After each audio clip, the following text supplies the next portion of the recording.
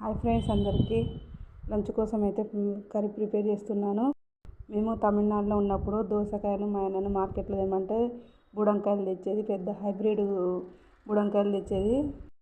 ఈ దోసకాయ పప్పు తినక ఎన్ని సంవత్సరాలు అవుతుందో ఈరోజు దోసకాయ పప్పుతో తినడం మొత్తం వచ్చింది. గ్యాస్ మీద వండడం అలవాటయ్యి ఇండక్షన్ స్టవ్ మీద వండాలంటే చాలా ఇబ్బందిగా ఉంది. ఎందుకంటే ఇప్పుడు మనం ఇందులో ఫ్రై అనేది బటన్ మార్చుకోవాలి, మళ్ళీ కర్రీ ఉడికేటప్పుడు బటన్ మార్చుకోవాలి. అవి మనం ఎక్కువ తక్కువలో అయితే ఉంటుంది. మనకు స్టవ్ మీద పెడితేనేమో అక్కడ కర్రీ వండుకొని మనం ఉడికేటప్పుడు వడ ఉండకుండా అవసరం లేదు. కర్రీ అయిపోయేంత వరకు ఇక్కడే ఉండాలి, ఎందుకంటే ఇక్కడ బటన్స్ అన్నీ ఎక్కువ తక్కువలో అవుతాయి అన్నమాట.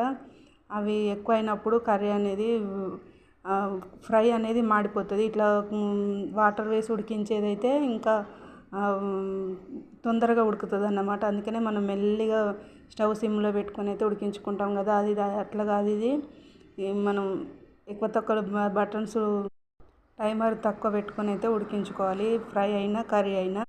ఇక్కడ ఉండి వంట చేయకపోతే దానికి అది ఆటోమేటిక్గా ఎక్కువైపోతుంది టైమరు. మాకు ఇంకా అయితే గ్యాస్ కనెక్షన్ అయితే రాలేదు, కొత్త కనెక్షన్. ఎన్ని రోజులు అవుతుందో, ఎన్ని రోజులు ఇలా ఇండక్షన్ స్టవ్ మీద ఉండాలో తెలియట్లేదు అసలు.